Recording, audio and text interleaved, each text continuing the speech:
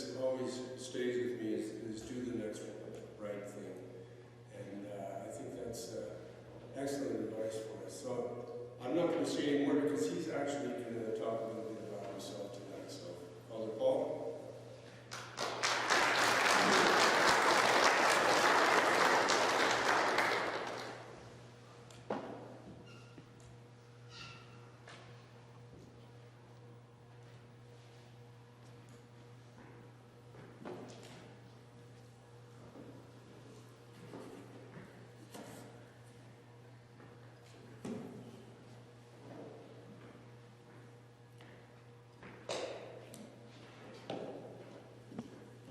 Thank you, Gary.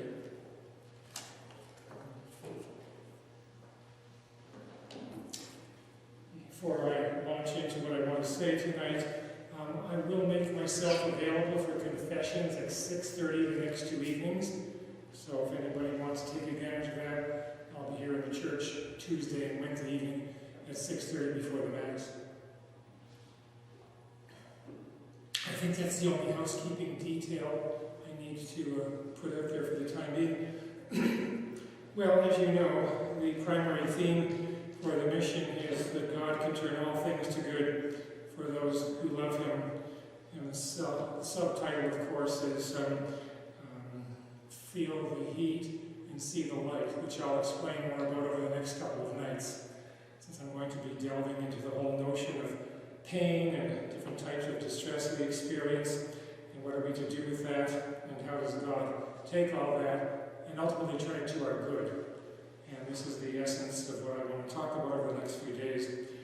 And to begin with, I want to start with some of the ways in which He took bad things in my life and turned them to a good. Things that I did of my own free will that were not so good, and how He pulled me out of the fire, you might say, and helped to turn things in my life around. As I said yesterday, we have this expression in our culture, I don't know how much you hear it anymore, it's all good, it's all good. It's not all good. No, just look at the news. There's many things that are not good in our culture, in our life, in ourselves, that need healing, that need things that we simply can't, do for ourselves. We need somebody outside of ourselves to turn those things around. So it's not all good, but it can be made good. And when the scripture says God can turn all things to good, as I mentioned the other day, He's not turning good things into good, He's turning bad things into good. He takes things, situations that are very difficult, distressing, hurtful, evil, and harmful, and He turns those things into good. And I suspect some of you maybe have experienced a little bit of that already.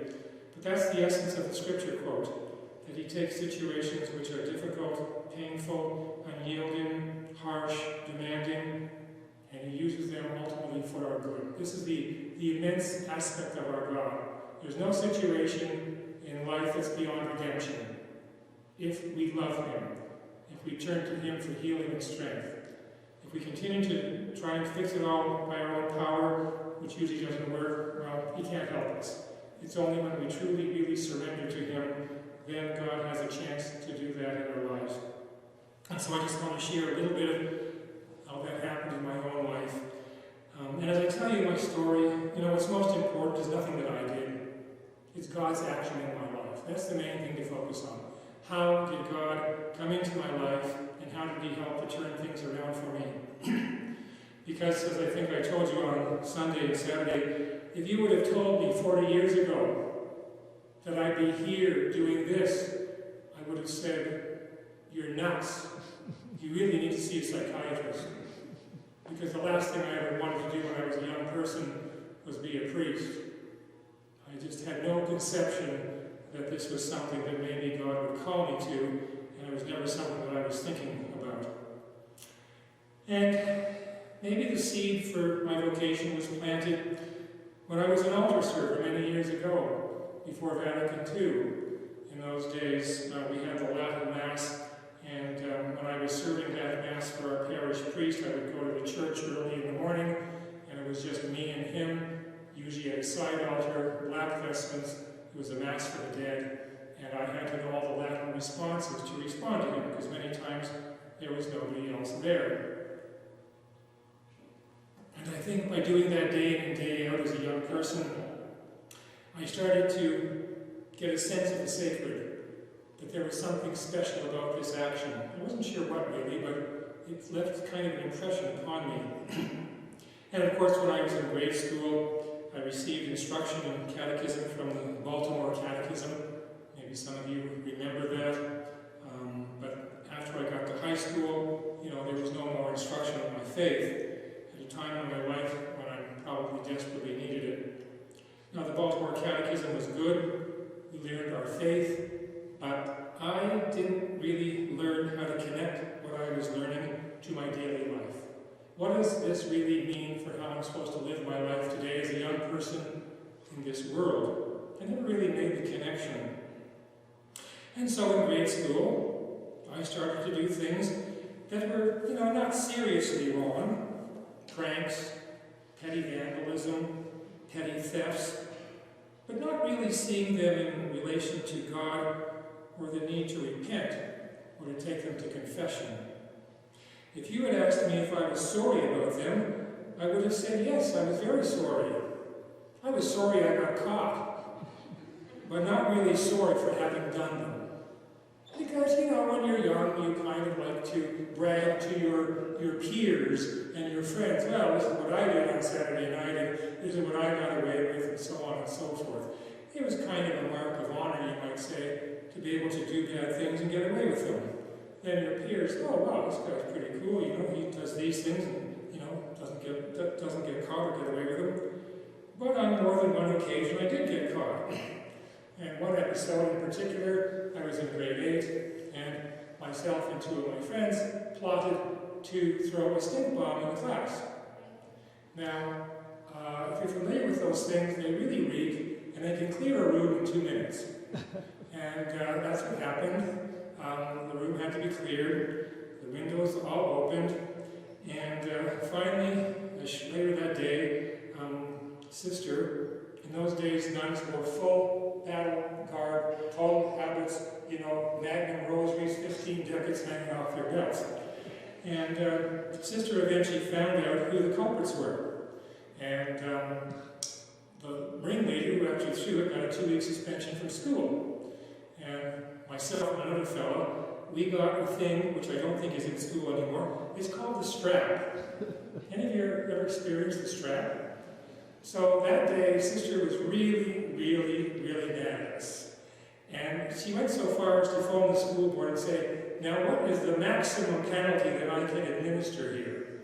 So as I said, my one friend got expelled for 2 weeks, and my other friend and I, we got strapped. Now her office was right beside our classroom. And so you went in there, and you had to hold out your hands and endure whatever number of strikes she was going to take at you. And if you pulled your hands back, that didn't help matter. You still had to endure it.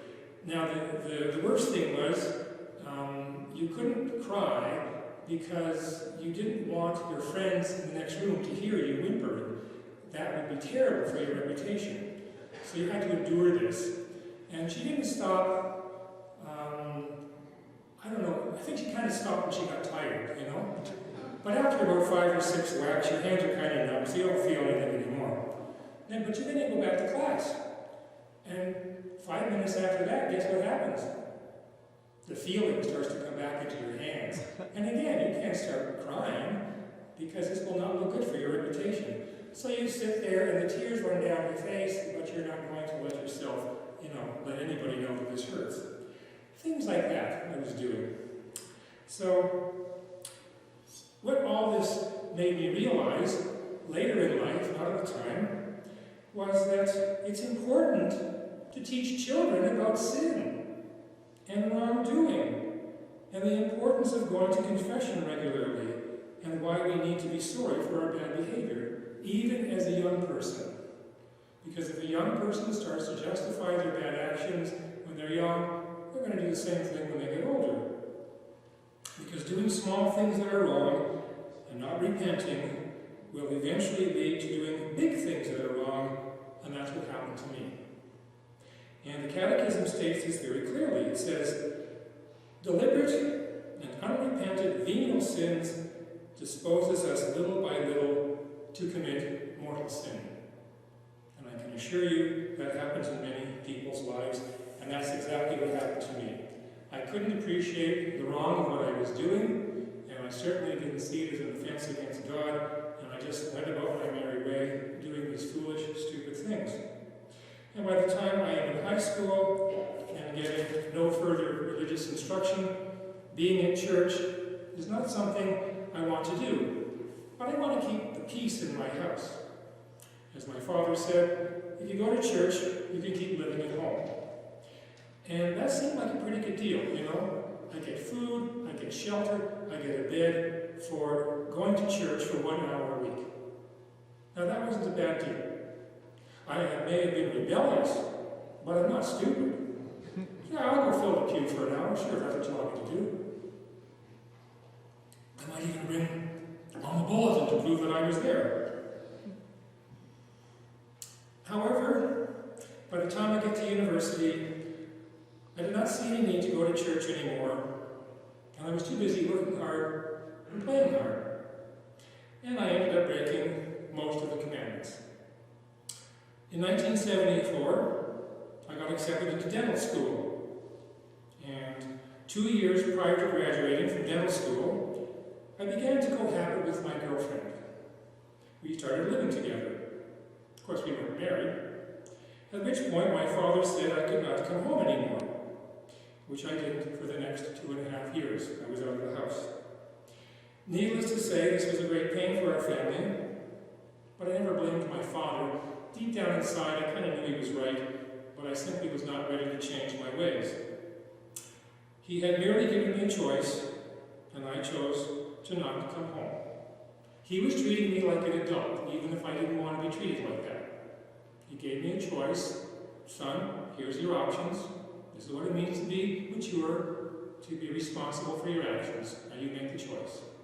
And I chose to not come home anymore. After graduation, my girlfriend and I moved to a town, and I borrowed a lot of money I didn't have to set up my dental practice.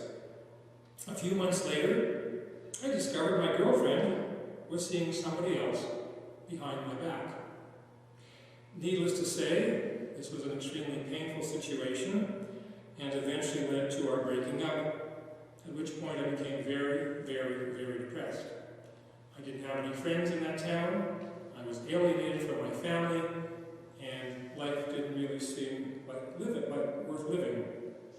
I was not the happy, successful, professional person you would have thought that I should be at this point in my life. And I remember when that girlfriend and I, we were trying to sort of work out our differences. Do you stay? Do you go? What do we do here? I remember one night we were out walking, and I said to her, you know, if you and I break up, I'm not going to live with a woman again. And what I meant by that was I'm not going to just cohabit. But deep down inside of me, there was like a little voice saying, that's right, you aren't going to live with a woman again. That phrase had a deeper meaning for me than I had originally intended, and I thought that was strange. But I said, wow, there's a sense in this in which I didn't really intend, but I think it's genuine.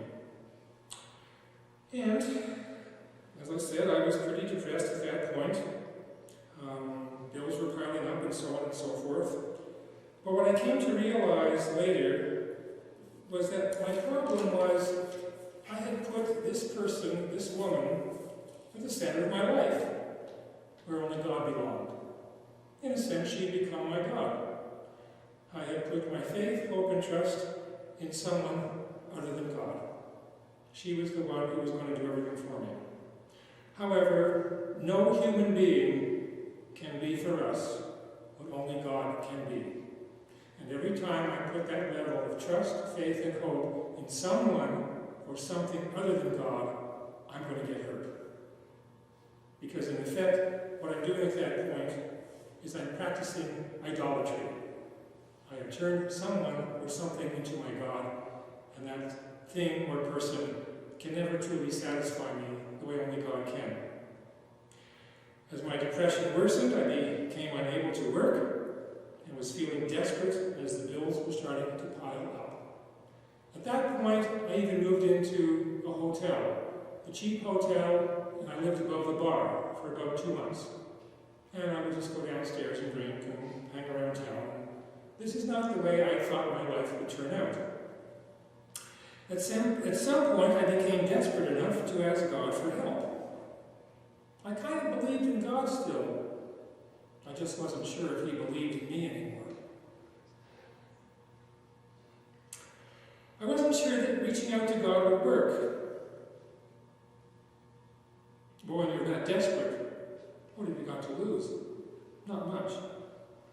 I actually went out and bought a Bible and started reading the Sermon on the Mount.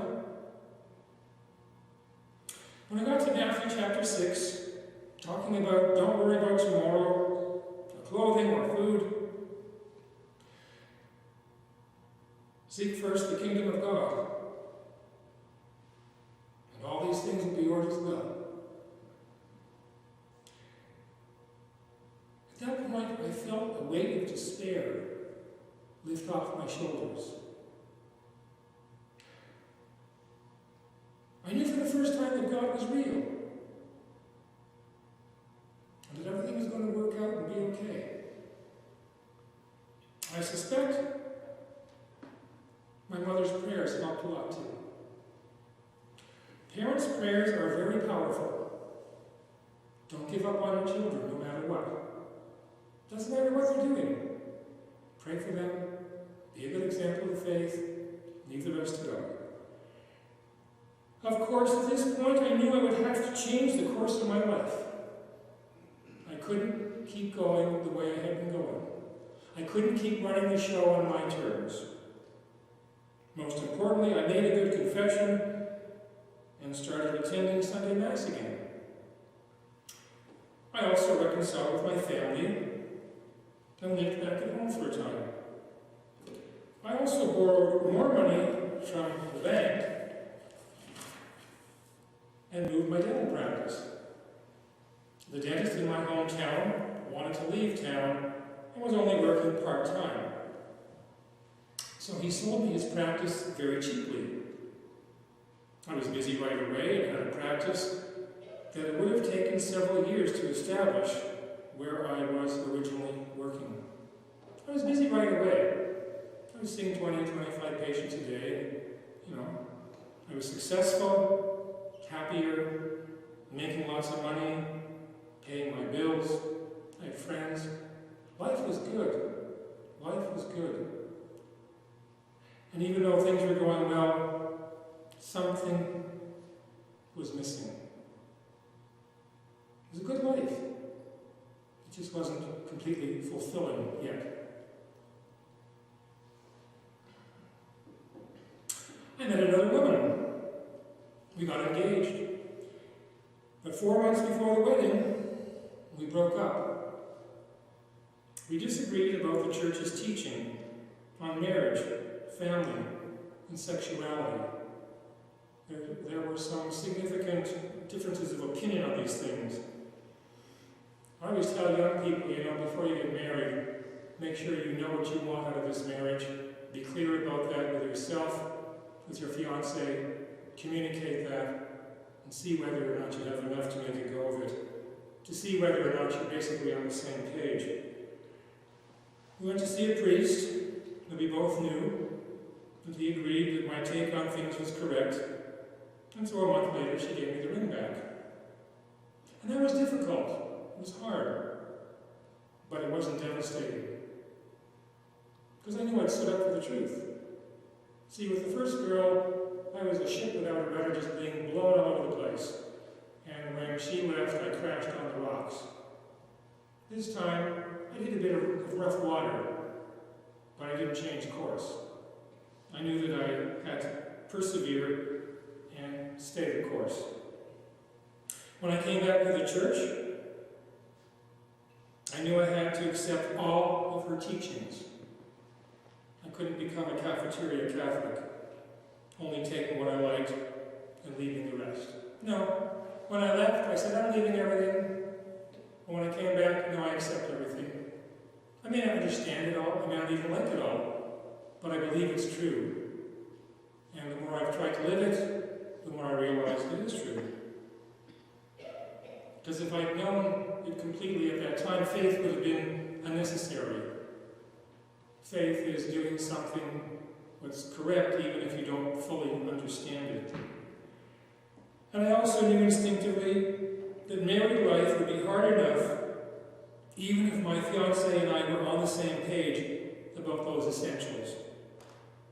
But it would be much worse if we weren't. And I can assure you, I have seen that in too many cases of marriages. Well, after she and I broke up, soon after that, the call to priesthood came back very persistently.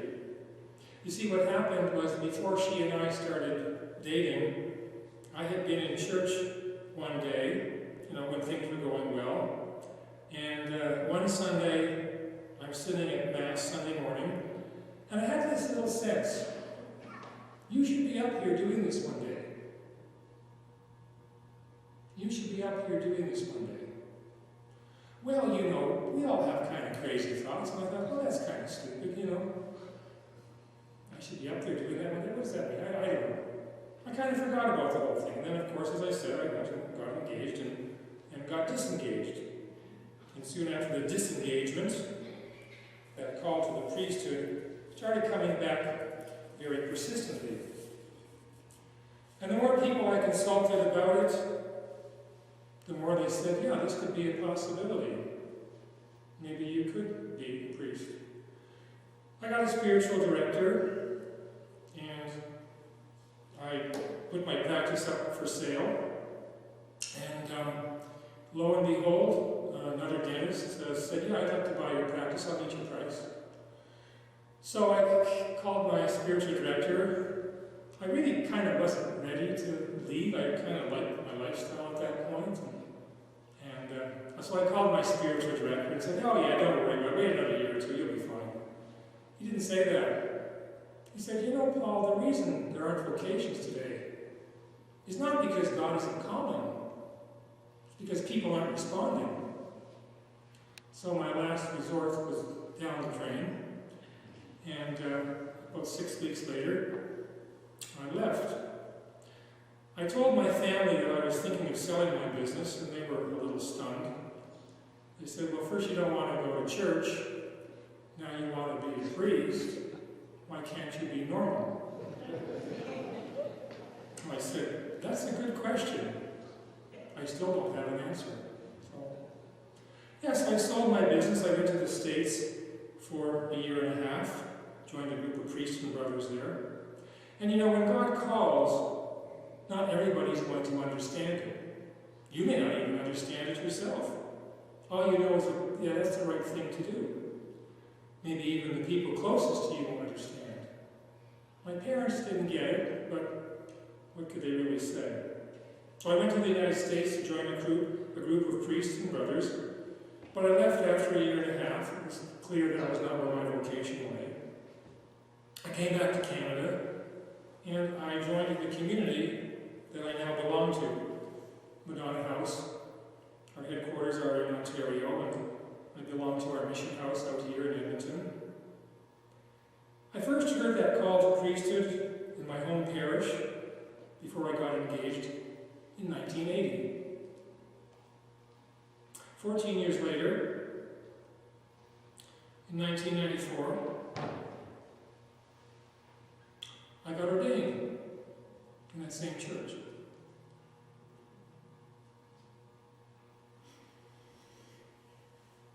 So God's words came true. As I was coming into church that day, my mother said that she looked up to heaven and said, I only wanted him to come back to church. I didn't want all this. I said, Mom, you prayed too hard. You should have stopped sooner. My father was overwhelmed by it all. He didn't say much, but for the next 2 weeks he would get a little teary-eyed, trying to make sense of it all.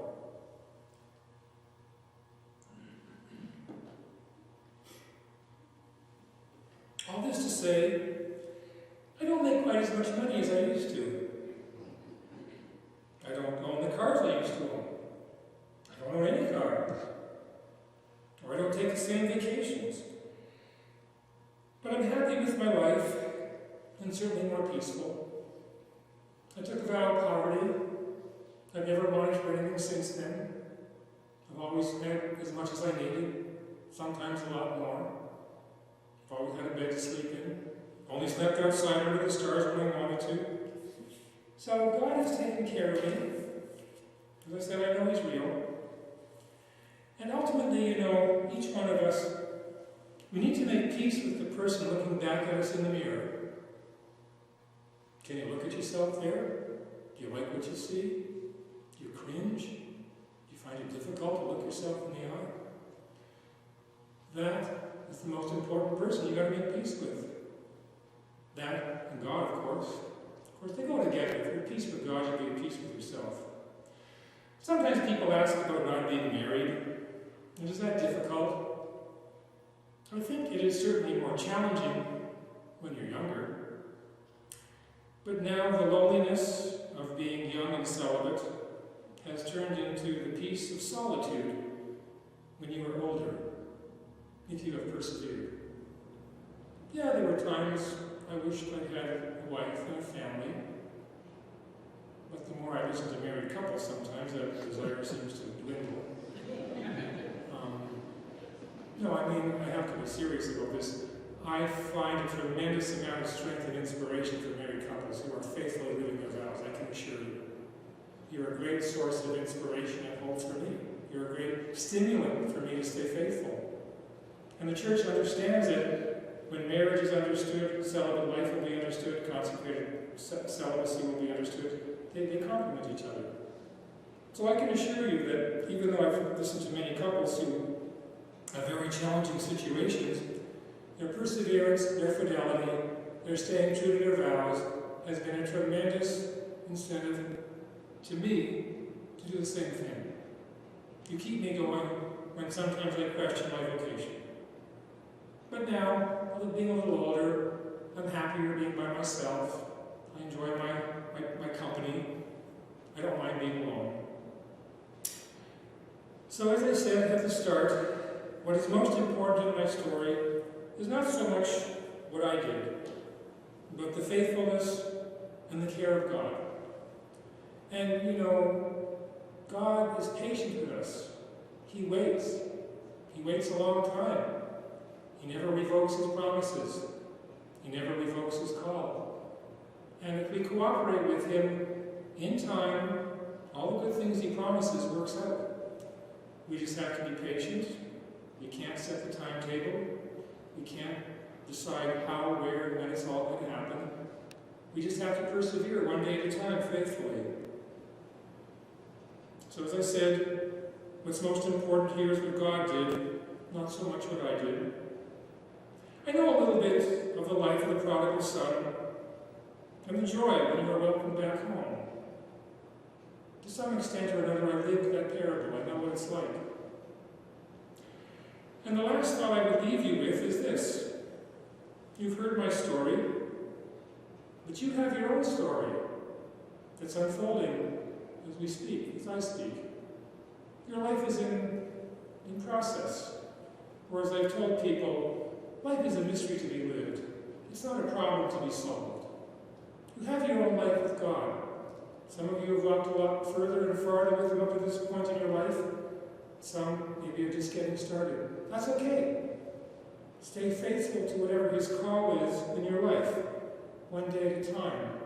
And as you do that, the bigger picture will slowly emerge.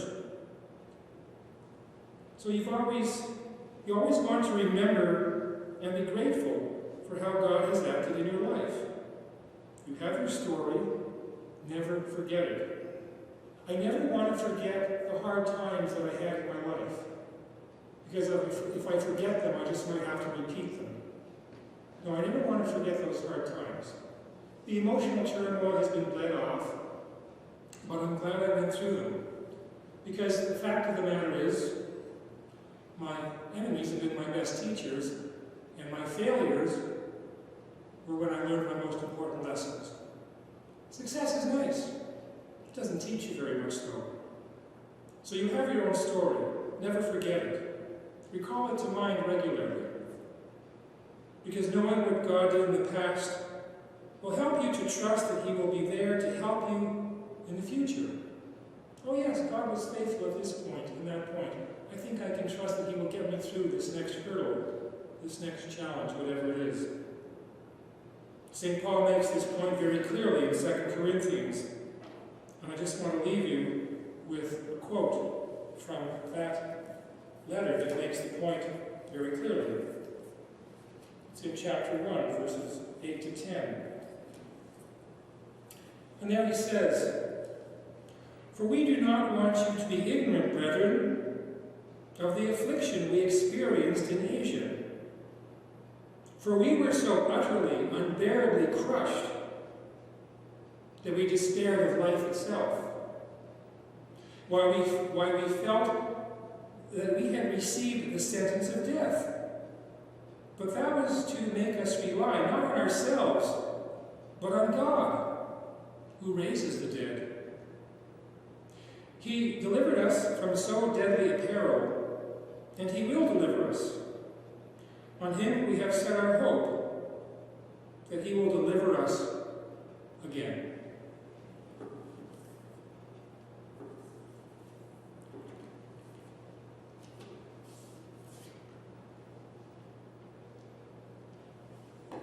Thank you for coming out.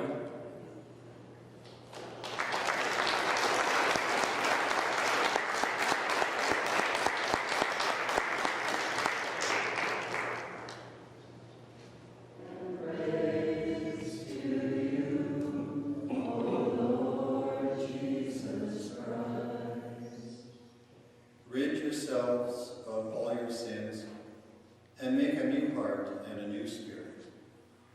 Glory and praise to you, O Lord Jesus Christ.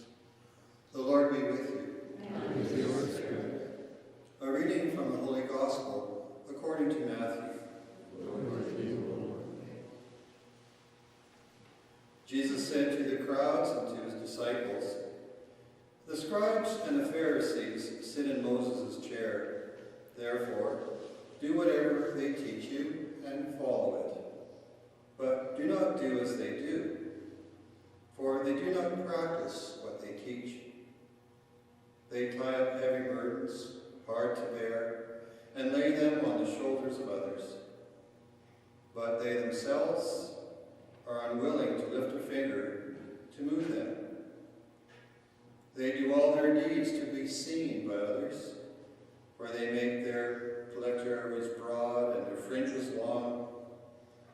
They love to have the place of honor at banquets and the best seats in the synagogues, and to be greeted with respect in the marketplaces and to have people call them Rabbi.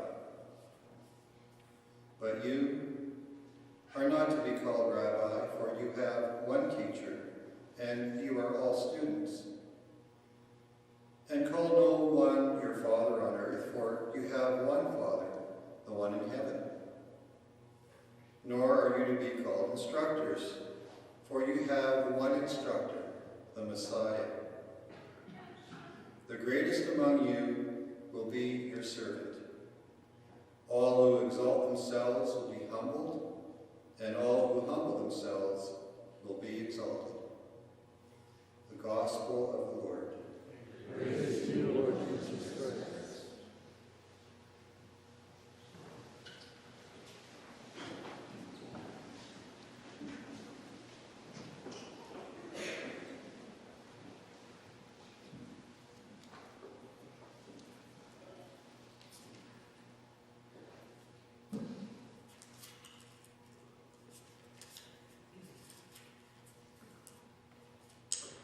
I want to talk a little bit tonight in this homily about Catholic morality. Why do we have moral teaching? And why why should we keep it? Is there any advantage to keeping it? Or do we just keep rules for the sake of keeping rules? Well, there are many ways to think of this. One, of course, is to avoid bad consequences. If I break God's law, I'm going to reap bad things in my life. Do I really want that turmoil? So that's one reason we keep the law. It's not the primary one, it's not a bad one, but that's one reason. But there are many others which are much more significant and really much more life-giving.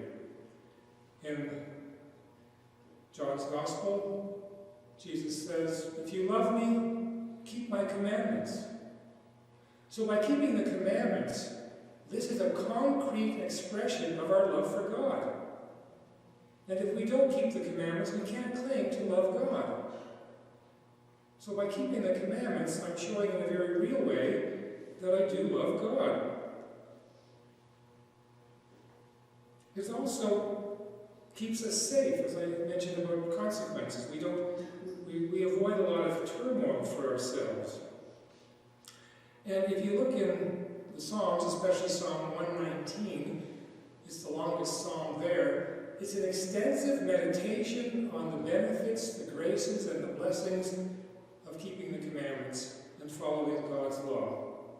At one point it says, "Blessed are you if you keep his precepts." And so by keeping God's law, we acquire and access many, many blessings from the Lord. He rewards our efforts to keep the commandments with a whole host of blessings and rewards. And the commandments, too, are easy to understand. I remember, I forget her name now, but one teacher who teaches a seminary, she said, the commandments are beneficial for two reasons. They keep us safe, and they're easy to understand. And with that, and the keeping of them, come many graces and blessings. And we have to understand, however, that just keeping the Ten Commandments is the lowest level of morality. John Paul II, in his encyclical on the Splendor of Truth, which is the whole meditation on the moral life, says very clearly that the lowest level of morality is just simply keeping the commandments. What's the highest level of morality? What's the ultimate goal of morality? Virtue, holiness. And there's no upper limit to that. So the moral life keeps us safe, but it also is the first step on the road to sanctity and to holiness. And we can't keep the commandments. To think we're going to be holy is foolishness. We simply aren't. We start with them. But then from there, the whole task is to grow in virtue, sanctity, and holiness. And to that, there is no upper limit. We can always continue to get more holy, more virtuous, more saintly. So we have to, again, see Christian morality from this perspective. Not, oh God, I've got to keep these darn commandments. And, what a toil that's going to be. No. This is the first step on the road to sanctity. And if we can't keep them, then we're in trouble for a number of reasons. And as I said, it's the path to virtue. And the most fundamental virtue that we have in life is what we hear at the end of the gospel. All who exalt themselves will be humbled, and all who humble themselves will be exalted. So humility is the foundational virtue. It's the virtue on which all the other virtues are built. I have to start by being humble, and if I can't, I'm never going to reach the higher levels. And what does humility mean? Does it mean humiliation? No.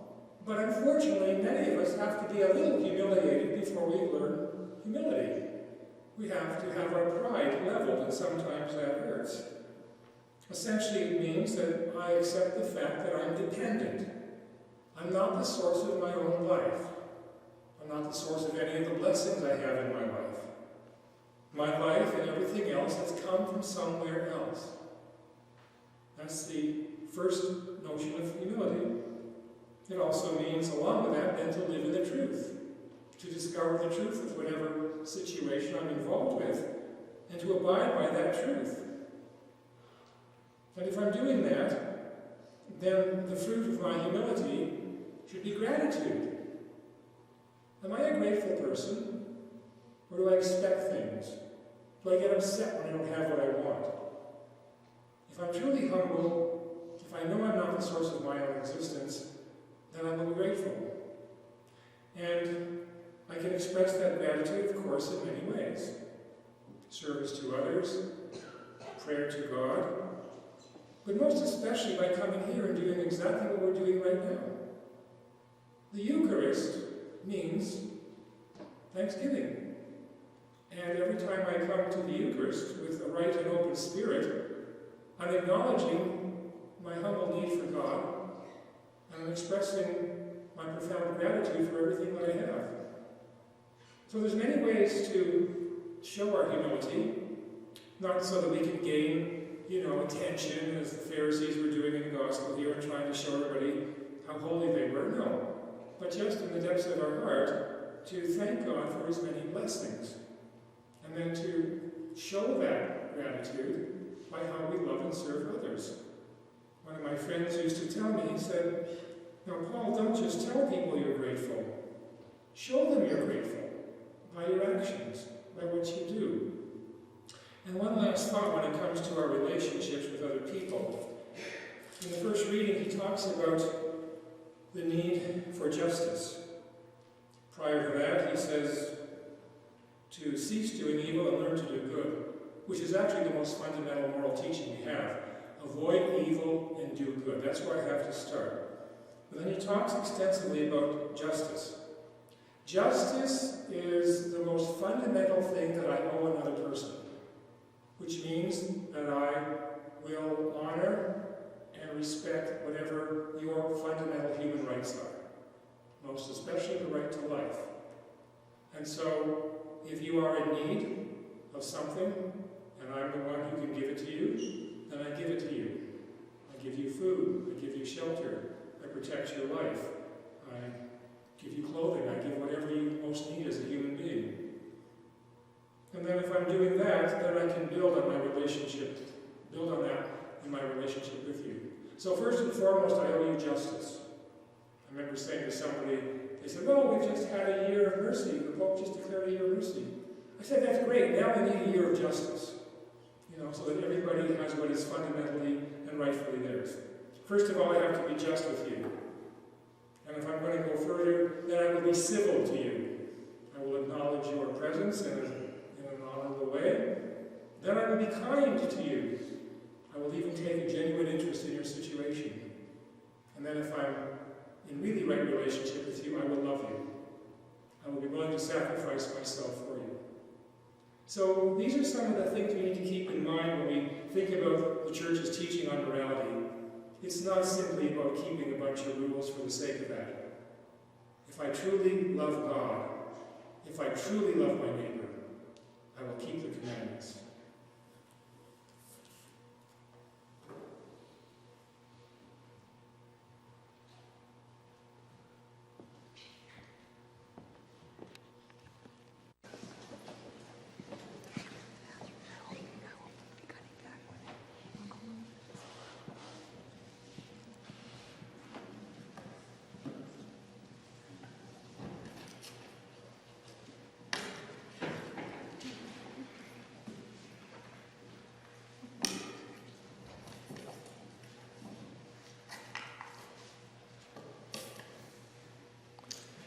Well, welcome back for round two. The official title of this talk, of course, is Pain is the Kiss of Christ. The unofficial title is After Jesus Christ, Pain is My Best Friend. I'll explain what I mean by that, of course, in a little bit. I first saw this expression, pain is the kiss of Christ, in the bedroom, in the sitting room of our foundress of Madonna House, Catherine Doherty. I would go in there and look at it and go, yuck! what has this got to do with anything? But I knew there was something very correct about it. That there's something right about what she was pointing to and what this saying was all about. Of course, I've come to realize essentially that it's an honor and a privilege and a blessing to be called by Christ to share his cross. You see, two people in love are willing to share each other's sorrows, joys, down times, up times, everything. And so, in that embrace is many things that are wonderful, many things that are sorrowful. And if I'm not prepared to share my life with somebody totally, then do I really love them? Probably not. You see, in life, we sacrifice for what we love. We don't sacrifice for what we merely like or admire. If I love you, if I care about you, I will sacrifice for you. And if I don't, then I can't really claim to love you. Sacrifice is the essence of love. And if it is not there, we don't have love. Now, we know that, just before that, I just want to say, I'm not an expert on this whole issue of pain. I'm certainly not the only voice, but I've dealt with enough pain in my own life. I've dealt with enough pain in people's mouths over the years, and I've dealt with enough pain in people's minds, heart, and soul over 25 or 26 years or more to be somewhat familiar with it, both my own and others. Now we know that pain is not a good in itself, but as the expression for our retreat goes, God can turn all things to good for those who love him, especially our difficulties, our challenges, and so on and so forth. And when I do theology, I like to make it very practical. I mean, it's good that we understand all kinds of theological formulas and doctrinal statements, and that's necessary. But what does it really mean for my day-to-day life? If it doesn't impact me where I live, so what? Maybe that's what I mentioned the other night. I learned my Baltimore Catechism, but I never really understood what it meant for how I was supposed to live my life. So I like my theology to be practical. And why would God give us all of these pain receptors in our body if he didn't think we'd need them?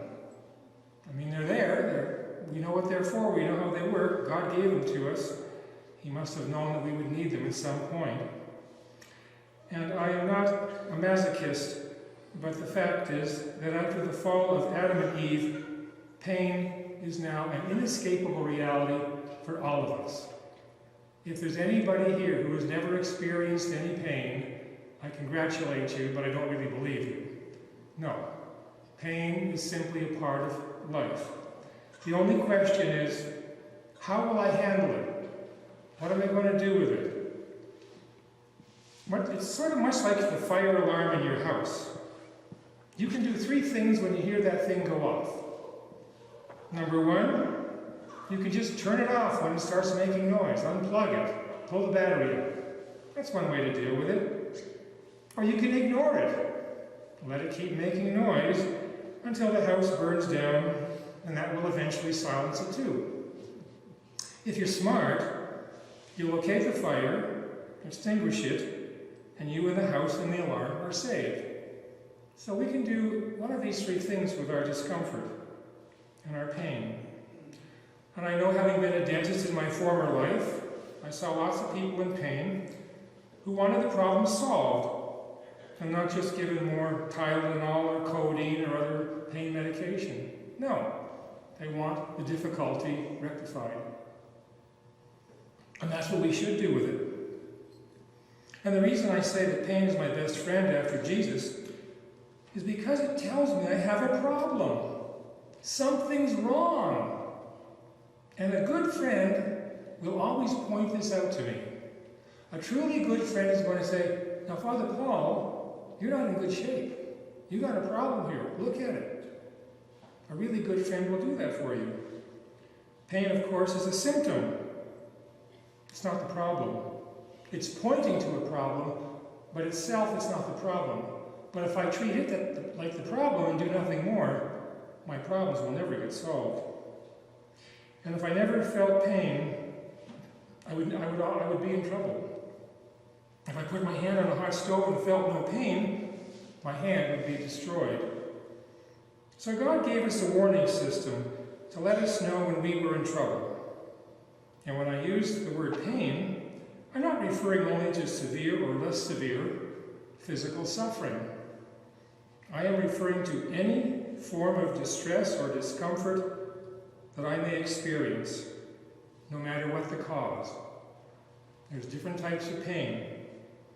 I'm just going to list the 7 that I want to discuss. Most obviously, there's physical pain. Then there's emotional pain. There's mental pain. There's moral pain. Spiritual pain. Relational pain. Financial pain. There's one more that I'll mention at the very end, but I'll leave that one till then. And more often than not, you experience more than one of these at a time. You experience distress of different sorts when you are under stress of some sort or difficulty. Well, with physical pain, I think, this is the most obvious type of pain we experience. And we should seek appropriate medical treatment whenever needed and cooperate with what is prescribed. Scripture says that the doctor has his place, and so we have every right and obligation and need to seek out sound medical advice when we're experiencing physical pain. That's pretty easy to understand, I think. Well, what about emotional pain? The emotions are like windows into the heart, the mind, and the soul. Any emotional tension which starts to adversely affect us, you could call emotional pain. Anger, resentment, rage, fear, anxiety, panic, loneliness, grief, sadness. These are all the different emotions we experience. And there are right ways to deal with them, and there are wrong ways to deal with them. Some of the wrong ways to deal with them, well, you just deny them. You see that person who's got clenched fists and their mouth, their teeth are gritted. Are you okay? Oh no, I'm fine, everything's all right. Well, it doesn't look like it, There's an expression, you always bury feelings alive. You don't bury them dead. They sit around in you and rumble around until they're finally brought to the surface and dealt with properly. Many of our hurts and abuses come from past family situations. I've dealt with many, many people over the years, 50, 60, 70 years of age, who still have not resolved the turmoil from their family of origin. Hurts they experienced from their mother, their father, their siblings. And you can tell they're still bitter about this. It has not been resolved. So we can deny them, but that's not going to fix them. We can also let them dictate our actions, doing the first thing that comes to mind and not the right thing. They can sabotage us and ambush us into acting impulsively and compulsively and not rationally. We start to behave almost like animals at that point. Or, when they get to be too much, we can medicate them with some addictive, compulsive behavior or substance. However, if you repress your anger and mix that with some self-pity, that's a pretty good recipe for depression. It's not the only cause of depression, but I've seen too many people who are depressed, who have felt really sorry for themselves and simply would not admit how upset they were about things. What are some of the appropriate ways to deal with our emotional pain? Well, first of all, you've got to acknowledge it. You've got to bring it to the light. You've got to accept the truth of how you're feeling. See, if we're not in touch with our emotions, then we really are blind to ourselves in some way, shape, or form. We need to find out what was the episode that instigated this unpleasant feeling. What lie or assumption is at the root? We have to dig under the emotions to discover these things. I always tell people when they say, well, I'm afraid. What are you afraid of? Oh, I don't know. Well, figure it out. Stop, examine it, look at it. What are you angry about? I'm not sure. Well, figure it out. Dig under that anger and find out what episode, person, or situation caused it. We can't just sit there and spin our wheels in our emotional turmoil. That's not going to be helpful.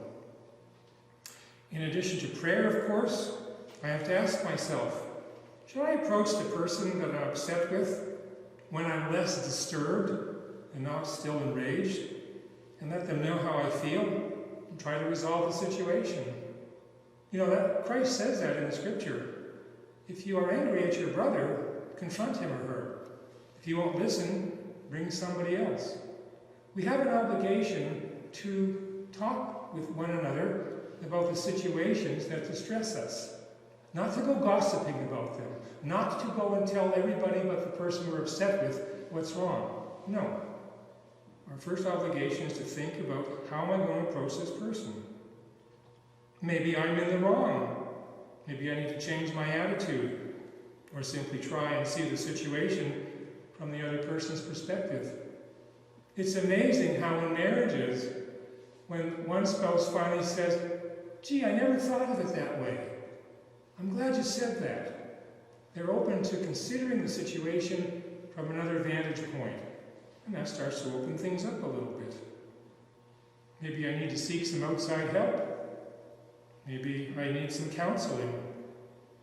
You know, counseling is there to help us resolve our irrational fears, not our rational fears. I should be afraid of anything that can harm me. That's a very healthy fear. But when I'm afraid of the boogeyman living under my bed, who's going to assault me in the middle of the night, that's not very healthy.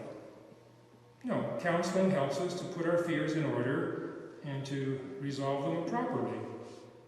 I realize this is a vast topic, but if I don't deal effectively with my emotions, they're going to deal with me and cause me all kinds of grief. And, you know, in the human body, your whole channel of your mouth to the other end is a magnet for stress. And so people end up with TMJ syndrome, clenching and grinding their teeth, which I'm very familiar with. They get ulcers, they get itchy bowel syndrome, they get other things too. Now, if you have, a lot of times, a lot of our physical symptoms are caused by emotional distress. You see, we're a unit, we're a complete body, spirit, soul, mind, heart, and body. And what I do in my body affects my soul and vice versa. If I don't attend to my emotional turmoil, I shouldn't be surprised when I get ulcers. So it's good to get our emotional states in right order. And the other reality, of course, is that feelings and thoughts which spontaneously enter my consciousness are not, as such, sins. However, what I choose to do with them may be sinful. St. Paul says, be angry, but do not sin. And he also says later in 2 Corinthians, take every thought captive to obey Christ. A lot of times people come in and say in confession, well, I feel angry. I say, well, that's not a sin. What did you do with that anger? Did you yell at somebody? Did you strike them? You know, did you injure yourself because of that? Feelings and thoughts of themselves are not sins. It's what I choose to do with them. Sin is in the will. It's making a choice to do something or not to do something. Just the fact that you feel angry is not a sin. Let's face it, if you're abused, it's normal to feel angry. You wouldn't be human if you didn't feel angry. But what you choose to do with that anger, that's a whole other matter. And the sinful ways that we deal with our anger are deliberately dwelling on the hurt, not wanting to let it go, maybe hurting myself or someone else, either imploding or exploding. If I don't resolve my anger, then I'm going to project it out and hurt you. I'm going to stuff it down inside and hurt me. If I don't deal with it properly, I'm in trouble. Well, what's mental pain? Now, I'm not talking here about clinical mental illness like schizophrenia, manic depression, or anything like that. But mental pain can be something as simple as when I want to but cannot quite see the truth of a situation. The pain of confusion or anguish. The pain of deliberate denial and dishonesty, not wanting to accept the truth once we see it. Especially the painful truth about myself. When I'm not living in the truth, when I refuse to look at it and accept it, no matter how difficult it is, I'm going to experience mental turmoil. Could be the pain of procrastination, possibly believing that if I ignore a problem, it will resolve itself. It won't. Time does not heal all wounds. Until I take appropriate action and live in the truth, it won't just fix itself. Mental pain could also be maybe mild forms of obsessive-compulsive disorder. I just can't let go of a certain thought, or I want to, but I just can't. Of course, the more severe forms are mental illness, especially intense scrupulosity. But sometimes maybe you just become obsessed with a certain idea or desire or situation and you just can't let it go or won't, or in spite of your best efforts, it doesn't go. This is mental pain. Acknowledging, accepting, and surrendering to the truth leads to peace, and the pain starts to subside. Jesus says very clearly, the truth will set you free. But what it doesn't say there, and maybe it should, is, but first it will probably make you a little miserable. It's hard to accept the truth. It's not easy, but it's necessary. Well, what's moral pain? That's commonly called guilt. G-U-I-L-T. Guilt. And there's two types of guilt. There's real, genuine, healthy guilt, and then there's false, neurotic guilt. And in the spiritual life, it's crucial to be able to distinguish between these two. Real guilt, healthy, it's good. It's my conscience accusing me rightfully when I've truly done something wrong. That's good. That's very healthy. And to get rid of real guilt, I repent and restore what I've injured with the purpose of amendment. I repent, I acknowledge my fault, I fix it. Then the guilt goes away. Well, what's false guilt? That's when we feel responsible for something we did not cause and cannot cure. And to try to fix this, we have to accept the truth of a situation and reject the lies around it. Don't give in to people's manipulations, guilt-tripping, and emotional blackmail, much less try to fix a situation we didn't create. No, that's a lie. You're trying to just manipulate me. Go away. God, take this unpleasant feeling away from me. There's an expression called projection overruled. People might say, well, you made me feel this, or you made me do that. I don't have the power to make anybody feel or do anything. That's nonsense. But they will try and lay their guilt off on me, and no, I'm sorry, I'm not going to accept that. I didn't cause your problem. It's yours to deal with. I'm not going to fix it for you. Well, what's spiritual pain? That's the pain of not praying when we should. You know, I mentioned the term justice tonight in the homily, and we have to act justly towards other people. But we also have to act justly towards God. God has rightful claims on us. One of them being prayer. And if I'm not praying when I should, I'm going to start to feel uneasy. I'm going to start to procrastinate. I'll put my prayers off and off and off. You don't have to like praying. You just have to do it. Do you think that I really love praying the Liturgy of the Hours 5 times a day, which I'm required to do as a priest? Do you think that I walk over to my bereavement and say, oh, there you are, my love, the love of my life. I don't. It's a chore most days. I have to pick the darn book up and open it up and start doing it. Because I made that solemn promise to do it when I got ordained. I don't have to like it. I just have to pray it. And after a while, I start to enjoy it a little more. You see, part of our soul is reserved for God. And only prayer will satisfy that hunger, that loneliness. Not any human contact. I mean, yes, we all need some human contact, and more often than not, that's what will assuage most of our loneliness. But there's a loneliness deeper inside of us that no human contact can fix.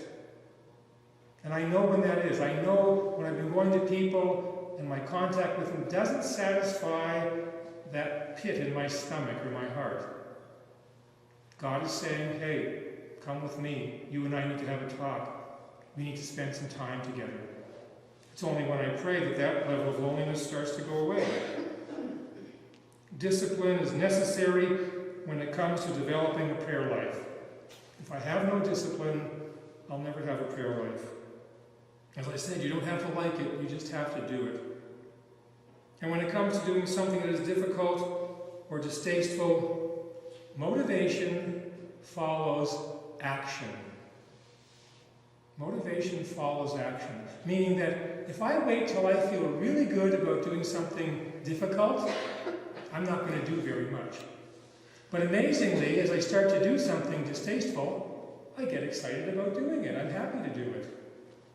Motivation follows action when it's something I don't really want to do. Most of my days I get up and I say, now what's the most unpleasant thing I have to do today? And I try to do that as soon in the day as I possibly can. That way, it's off my plate, I'm done, and I'm free for the rest of the day. But if I don't do it, I'm sitting there all day going, I still got that darn thing to do. No, I do it early, then the rest of my day is a breeze. No. Distasteful things, motivation follows action. Maybe I'm in spiritual pain because I'm not in full communion with God in this life. We simply are not fully where God wants us to be at this point in our life. We're on a journey. We're not at the end yet. And you know that from just normal travel. You know, as you're moving closer to your destination, you're getting a little happier, but you're not there yet. It's only when you finally arrive at where you need and want to be that you're satisfied. We're not where we want to be. We're not where our heart desires us to be at this point in life. So there's going to be a certain amount of spiritual pain we can't do anything about. We're not in heaven yet. Maybe it's the pain of living the Beatitudes and the pain of carrying the cross that Jesus asked me to carry. We don't have to like the cross. We just have to carry it. What about relational pain? Well, that's when my relationships, especially my primary ones, are not in order. That's the pain of rejection, abandonment, betrayal, misunderstandings, and so on. Maybe it's the pain of me trying to control others and not respecting their freedom. Maybe it's me trying to manipulate other people and the frustration I experience when they simply won't do what I want them to do. Maybe it's allowing others to control me and not setting appropriate boundaries. If you can't set appropriate boundaries with people, you'll never have proper and real relationships. Maybe you've heard of a book called Boundaries by a couple of psychologists, Cloud and Townsend. It's excellent.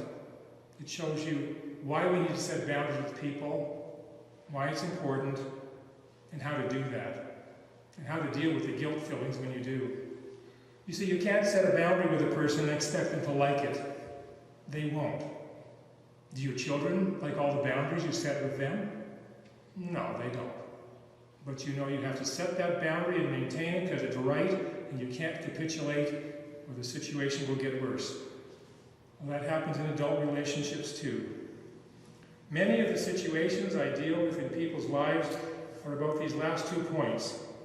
Trying to get them to stop controlling people and situations they can't, to turn them over to God, and to set appropriate boundaries with people who are trying to manipulate them. Because if we can't do that, we're going to always be in difficulty. Do not enable people or rescue them when it's inappropriate. Always let people face the consequences of their choices. And this is true especially for children. Otherwise, they're never going to grow up. My father was not a cruel man, but he could be a little harsh at times. And he told me very clearly, if you get in jail, don't call me. Okay, I can figure that one out. So I said, oh, as long as I don't get in jail, I can do whatever I want then, you know. I didn't really understand what he was saying, you know, but I misinterpreted it. But no, he was telling me to grow up in a certain way, take responsibility for myself. If you enable your children, don't let them face the consequences of their choices, they'll still be living in your basement when they're 50 years old. And then you'll have to move out of the house. The other reality is, I can do something or not. God gives me that freedom. However, for the most part, I cannot choose the consequences of those choices. They will happen whether I want them to or not. But I'm responsible for them. I always tell people, think long and hard about what's the worst case scenario here if you do this. Are you prepared to deal with that? If not, you might want to think twice before you go ahead and do it. And financial pain, well, that's when I don't live within my means. And there's a little parable about that in Luke's Gospel, chapter 14. The man who started to build a tower. He didn't have enough money to finish it. He was ridiculed by his neighbors. Financial pain is when we get ourselves into unnecessary debt, uncontrolled, impulsive spending, maybe a shopping addiction. Financial instability, addictions, and infidelity are the main sources of turmoil in marriages. Adultery, addiction, and money are what cause many breakups and many marriages. If it's not dealt with properly, it's going to be a great source of turmoil. And the financial world wants us in debt and to keep us there, in spite of how much is reported about the levels of household and personal debt. The world wants you in debt and wants you to stay there.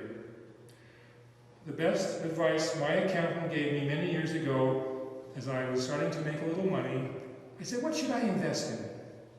He said, invest in yourself. Pay off your debt first. Good, I will.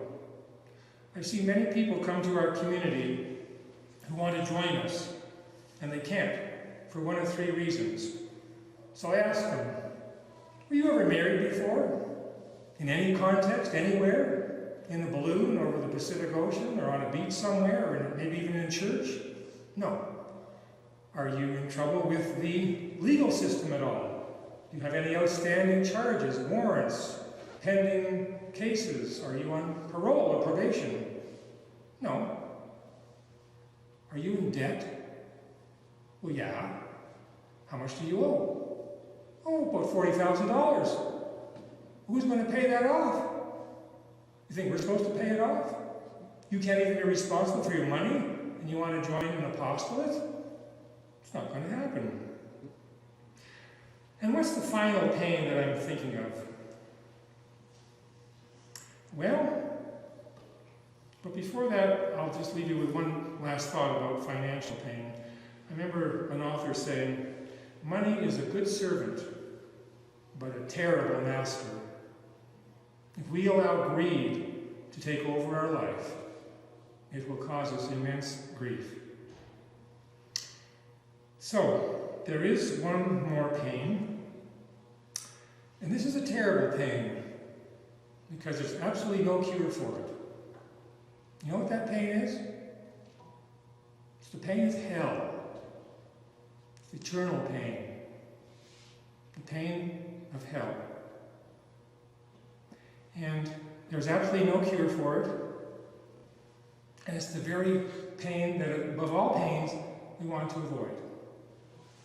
Because whether we believe it or not, hell is still open for business. The devil's real. Christ has warned us of this many times. We don't want to take our salvation for granted. We're not in heaven yet. We're on the way, but we're not there yet.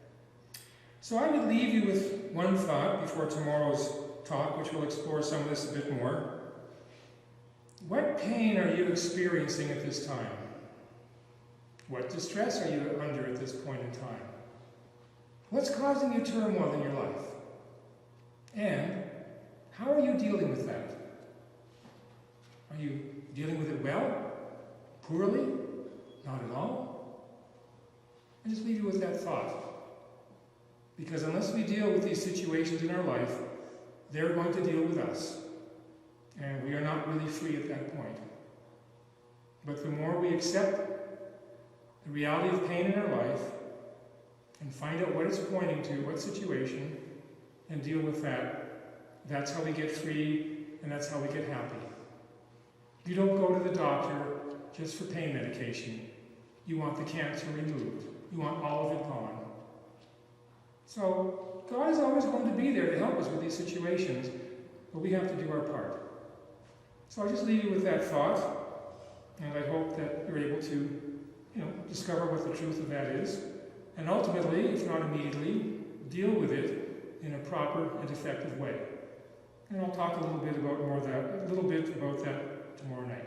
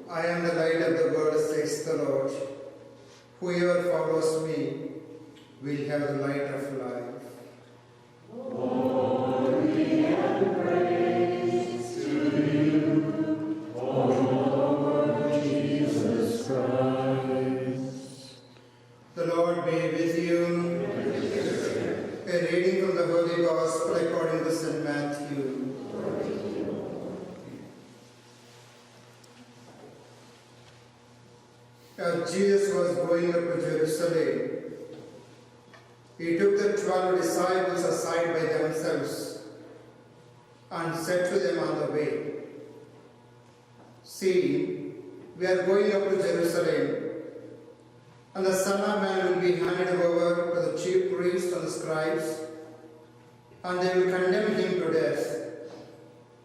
Then they will hand him over to the Gentiles to be mocked and flogged and crucified, and on the third day he will be raised." Then the mother of the sons of Zebedee came to Jesus with her sons, and kneeling before him, she asked a favor of him. And he said to her, "What do you want?" She said to him, Declare that these two sons of mine will sit, one at your right hand and one at your left in your kingdom." But Jesus answered, "You do not know what you are asking. Are you able to drink the cup that I am about to drink?" They said to him, "We are able." Jesus said to them, "You will indeed drink my cup, but to sit at my right hand and at my left, this is not mine to grant, but it is for those for whom it has been prepared by my Father." When the 10 heard it, they were angry with the two brothers. But Jesus called them to him and said, "You know that the rulers of the Gentiles lord it over them, and their great ones are tyrants over them. It will not be so among you. But whoever wishes to be great among you must be your servant, and whoever wishes to be first among you must be your slave. Just as the Son of Man came not to be served, but to serve and to give his life a ransom for many. The Gospel of the Lord. Praise to you, Lord Jesus Christ.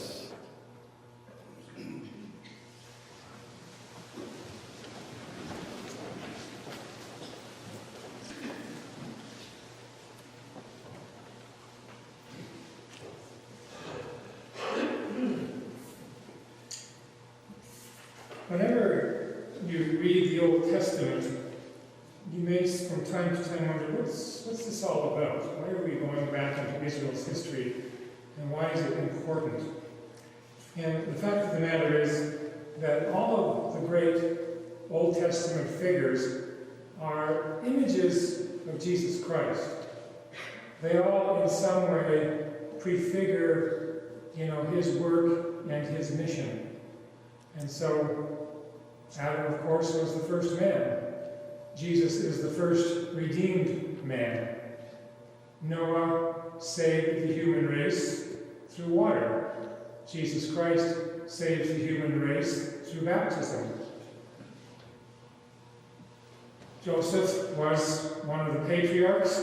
He was sold into slavery into Egypt. And he was then able to encourage the Pharaoh, when he gained his favor, to save his family who was starving over in Israel because of a famine. He becomes the man who was betrayed by his own kinfolk. His brothers literally sold him into slavery, but that was the means by which they themselves would later be saved. So it is with Christ. David was the king of Israel. Jesus is the king of the new Israel. So every time you look at an Old Testament figure, try and think, how does this person image some aspect of Christ's life? And we see this with Jeremiah too. He was the prophet who had the most unenviable task of telling the people that they were going to go into, they were going to be taken over and they would lose their land. And he had this very unenviable task. And he was persecuted greatly for having to speak that truth. Christ, of course, was persecuted to the point of death. And Jeremiah says here, give heed to me, O Lord, and listen to what my adversaries say. Is evil a recompense for good? If they have dug a pit for my life, remember how I stood before you to speak good for them, to turn away your wrath from them. That's what Jesus Christ does for us. He pleads on our behalf before the Father to be merciful to us. So just a thought for your consideration in the future as you're reading the Old Testament. Try to ask yourself, how does this episode, or how does this person reflect the life of Christ? And in the Gospel, of course, today, Jesus predicts his passion, death, and resurrection to his 12 apostles. And then the mother of the mother of James and John come and plead on their behalf so that they will have great places of honor in his kingdom. Isn't that a good mother who always wants the best for her children? Maybe even if it's not in the absolutely best way. Now, she doesn't really understand what she's asking. She thinks that Christ has come to establish a kingdom here on earth. And so she wants a good place for her sons in that kingdom. She wants them to be senators or governors or whatever. And when you are seated at somebody's right and left hand, that means that you have great favor, that you are now in the good graces of this person. So she wants something very good for her sons after following Jesus for these few years. And of course, he enlightens her and them as much as he can, that my kingdom is not of this world. And I do not play by the rules of this world. And that's what he's telling us as well. you know, I mean, if you look at our world, it's dog eat dog, every man and woman for themselves, everybody's scrambling and working hard and maybe even stepping on a few other people to get to the top. And Christ says, no, that's not how it's going to be. That is not what is in my kingdom. That's not how my kingdom works. If you want to be great, you've got to be a servant. If you want to be first, you've got to start by being last. And that grates on us because it goes against our pride. You know, there's always a part of us that wants to be recognized, that wants to be the center of attention, that wants certain things. And so much of our life is meant to humble our pride and to call us to lower places. Ultimately, we hope to reign in heaven with Christ. But for now, we're on a journey.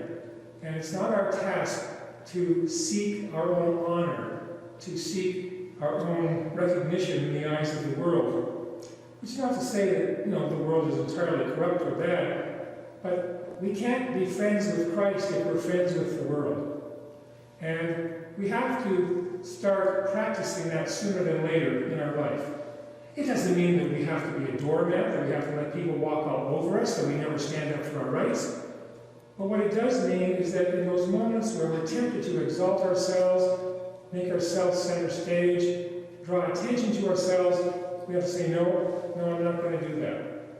Now, of course, there are points where we will be called to, you know, maybe be put forward as some model of virtue or goodness or whatever. We will be called forth to serve in a capacity that does draw attention to ourselves. That's okay, if we're called to do that, and not simply putting ourselves out there on our own volition. Now, to whatever extent we have success in this life, to whatever extent we have recognition, we thank God for that. When people tell me, you know, thank you, Father, for this or that, I say, well, thank you, but thank God. Thank God first and foremost. Because I'm not here by my own graces and blessing. I'm here only because Christ has asked me to be here. And all I can try to do is be a good servant, which I hope I can be. But ultimately, the praise and the glory goes to God. It doesn't go to me. I'm happy to maybe take 1%, you know, credit for what I do, but the vast majority of the credit goes to God. And I find, to the extent that I keep those numbers in the right ratio, good things keep happening.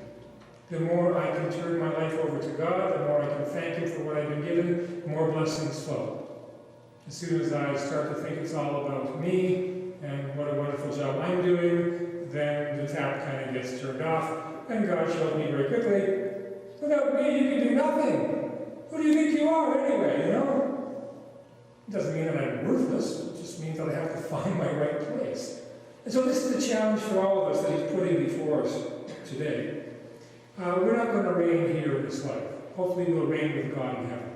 Don't look for honor and so on and so forth here. God will make sure that we are amply rewarded, but probably not in this life. And that's okay. So we seek the lower places, we give way to other people, and so on and so forth. And this is the way to virtue, this is the way to happiness, this is the way to sanctity. Because the more we try to exalt ourselves, sooner or later we can't do that. Sooner or later our own resources fail, and what have we got left? Not much. So we thank God for any good work we've been able to accomplish in our life this day. We praise and bless Him for the many ways in which He has taken care of us. And we pray that we will persevere to the end in His good graces and in His service.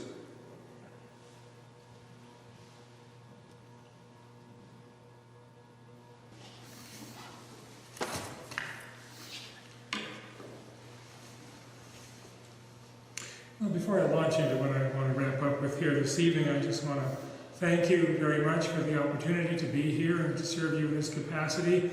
I've always enjoyed my stays out here at the Way of Holiness and the chance I had to be in your parish a few years ago.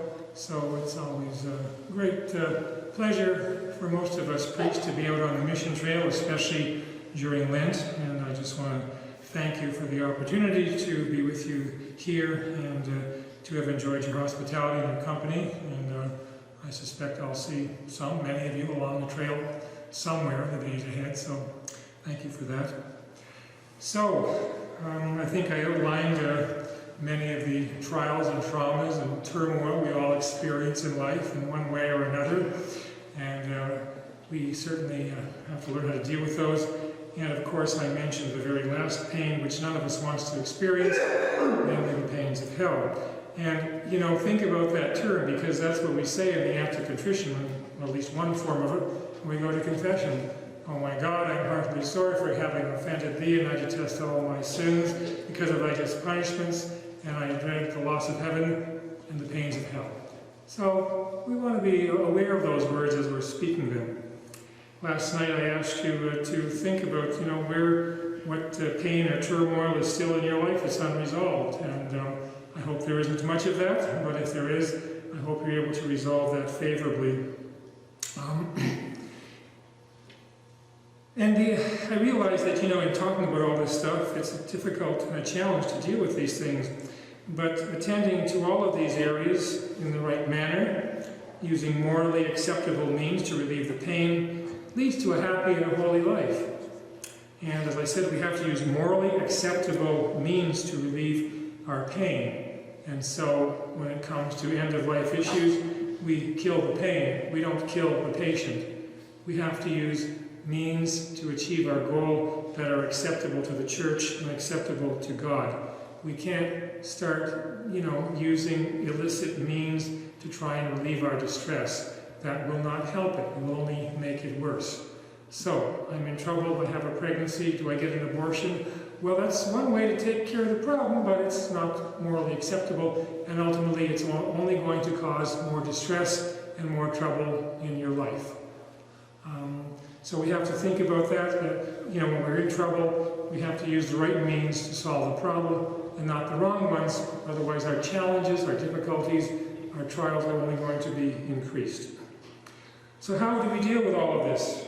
It can seem overwhelming, but if I don't deal with my problems, my pain, my distress will only get worse. As I said last night, unresolved problems don't solve themselves. We either deal with them properly or they get worse. I also mentioned that pain, like emotions, is buried alive, not dead. Until I bring it all into the light, it will not resolve itself. And whether we like it or not, or believe it or not, pain is the great motivator in life. Pain and distress is what ultimately gets people moving in the right direction. It's not the only motivator, but it seems to be the one that gets people going and doing the right thing more than anything else. Of course I'm motivated by other things, good things. I'm motivated by love. I'm motivated by beauty. I'm motivated by goodness. I'm motivated by charity and so on and so forth. These are all motivating factors too. And ultimately love is the primary motivating factor that we should have. But pain is certainly one that seems to get us moving faster than the others. I remember being in a meeting many years ago with a group of people, and during that meeting, one of the women there said, "I make promises to wisdom and to truth, but I obey pain." And I thought, wow, very simple statement, but very true. And thus, sometimes we have to feel the heat before we see the light. God allows us to endure many burdens in the hope that we will finally come to our senses. And that's the essence of what that phrase really means. So like the fire alarm, I can do one of three things with my pain. I can ignore it. I can lie to myself about it. Well, it's not that bad, you know. So here I am, all stooped over. Oh, no, I'm okay. I'm fine, you know. I can barely stand up straight, but I'm okay. You know. Well, that's not going to help the matter. So I can ignore it. It's just going to get worse. I can try and turn the pain off. I can try and drown it out with some substance or behavior. Drugs, gambling, sex, alcohol, work, etc. That will numb the pain, put it on the shelf for a time. But of course it only comes back with a vengeance when it finally does come back and those substances or behaviors wear off and don't work anymore. So trying to numb or turn off the pain, it'll relieve me for a while, but it won't fix the problem. I can give a patient enough morphine to kill a horse, and that'll take care of their pain for a while. It's not going to cure their cancer. That's what really has to be done. Or finally, I can find the cause of the pain and deal effectively with that. And the cause and the pain are gone, and I am once again healthy. And this is true in the spiritual life as well, not just in the natural world. But what's causing me spiritual turmoil at this time? That's what I have to figure out. And you know, most of the problems I deal with in people's lives are not mystical or high spiritual, on the high spiritual plane, but on the ordinary level of daily living, trying to apply the gospel to very simple situations in people's lives. And usually one or another of the scripture verse brings the whole matter to light. In the Sermon on the Mount, Jesus says, "Let your yes be yes and your no be no. Everything else is from the evil one." Many times in life, we don't deal with things well because we're not communicating with each other honestly. We may not deliberately intend to lie, but we're afraid of the truth. And so we just tell half-truths or whatever. Love your enemies and pray for those who persecute you. We all have enemies. Maybe not deadly foes, but there's always somebody that we're upset with, usually, frequently. We're afraid of them, we're angry with them. Well, I've got to pray for these people. I've got to ask God to bless them and to heal my heart. And if I do that, frequently my enemies don't seem to bother me quite so much. Ask, seek, and knock, and you will find. Many times we go looking for solutions to our problems, but we exclude God from the equation. We don't ask God for guidance. We simply try and figure it out all by ourselves, or what our friends will say. No, we've got to look to God. And when it comes to loving my enemies, as I just mentioned, I can assure you, my enemies in life have been my best teachers. Why do I say that? They're the ones who've made me live the gospel more fully and more faithfully than my friends ever will. My friends are nice, you know, they applaud me, they give me, you know, compliments and so on and so forth. And that's nice, that's fine. But it's my enemies who make me dig in and live the gospel to a much higher degree. I remember there was a fellow back in Regina. I used to give out sandwiches at our door to some of the people on the street when they were hungry and needed a bit to eat.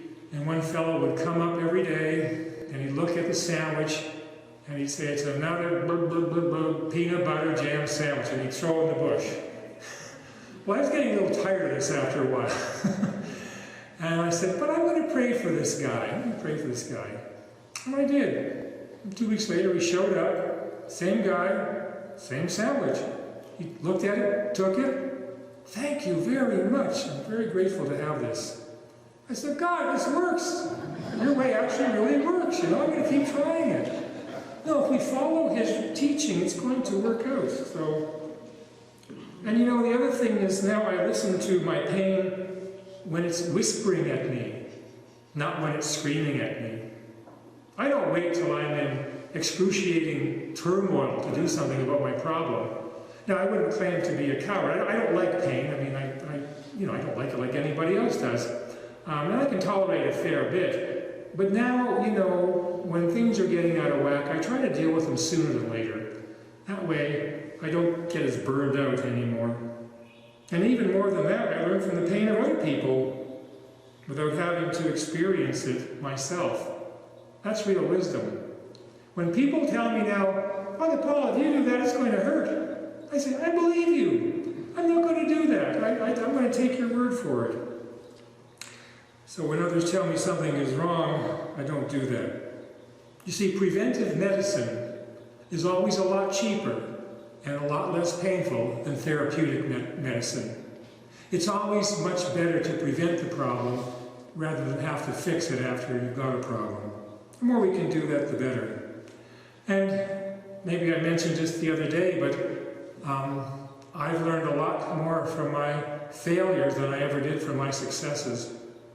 My successes were nice, but it was when I failed, that's when I had to stop and take a long, hard look and say, "God, what are you trying to teach me here? Show me what's going on." Now, don't get me wrong, I don't go around failing a lot to learn a lot of lessons. I I don't go deliberately making all kinds of mistakes so I can learn, no. But I'm not perfect. I make mistakes, and I hope I can learn something from it. So those have been the times when I learned my most important lessons in life. And it's rare that I make the same mistake twice.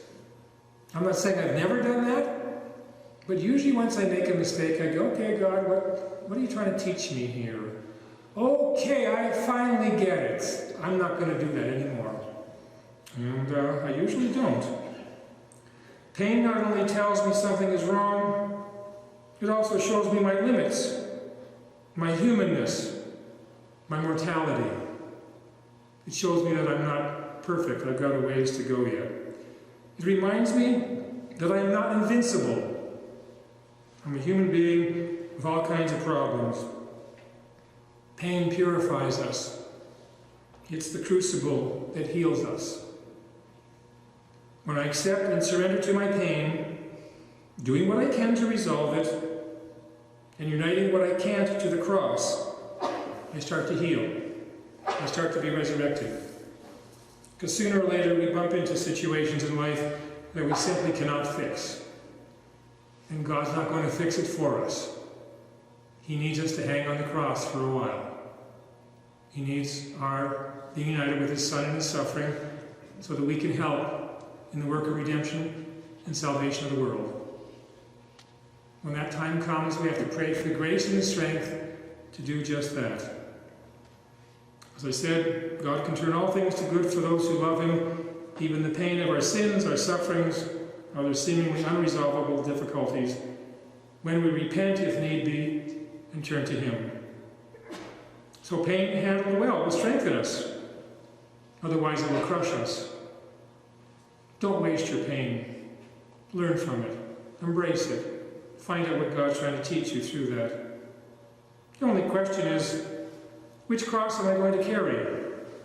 One of my own making, or the cross that God wants me to carry?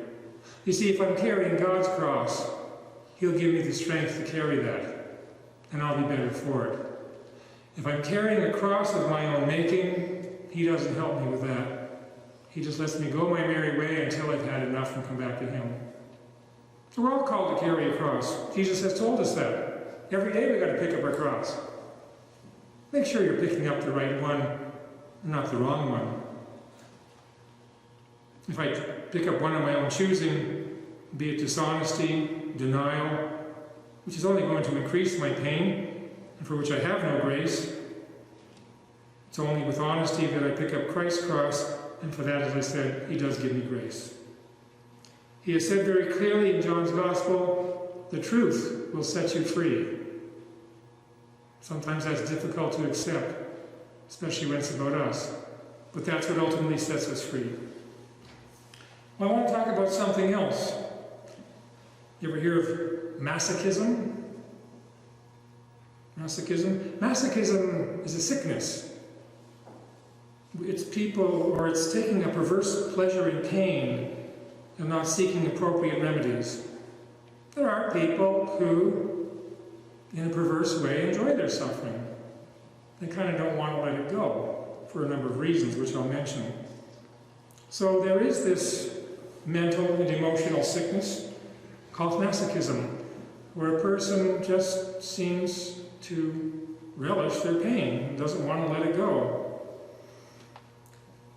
Now, I'm not talking about the pain of a stigmatist who bears the wounds of Christ, like Padre Pio or St. Francis, or other people who are victim souls, or other mystics whose suffering is accepted as God's will. There are some people in life who God calls to carry a very obvious cross, and He wants them to be more united with their Son, with His Son in an obvious way for the salvation of the world. I'm not talking about those people. They offered their life to God, and God has asked them to carry a very obvious cross and to suffer in a very particular way for Him. But those are people who are very mature in the spiritual life. They're not novices just getting started. I had one young woman who entered a convent one time and said, "Father, I want to be a victim soul for Christ." I said, yeah, maybe in 40 years, you're not ready for that yet. That would crush you, you'd be done. So this is not what I'm talking about. I'm talking about people who seem perversely addicted or attached to their suffering. There are some people who, in a perverse way, only feel comfortable in chaos. They grew up in significantly dysfunctional families, and for them peace, sanity, and stability are so unfamiliar as to be unpleasant, to say the least. I've seen many people who get addicted to their misery. As I said, they only feel comfortable in chaos. And to relieve that discomfort when everything is going well, what do? Create a crisis, stir up some drama. Let's throw a wrench in the works to create a little turmoil here. And then, amazingly, that kind of relieves their tension for a while. But of course, it only makes matters worse in the long run. And not content to suffer in silence, they go looking for sympathy wherever they can find it. These people can be particularly difficult to wean off their attention-seeking, and should they find someone with a pathological need to be of service, it can be a marriage made in hell. The person has a problem. The one trying to fix it tries hard to fix it, but the person with the problem really doesn't want it fixed. Because then how are they going to get attention from people again if everything is fine? No. Look at me, I'm such a martyr, Don't you feel sorry for me? Look at all the problems I have. The saints, when they were suffering, did not go and put their trials on public display. They carried their cross in silence. Or, if their victim mentality or masochistic tendency is particularly well developed, they will go looking for someone to abuse them and usually find one.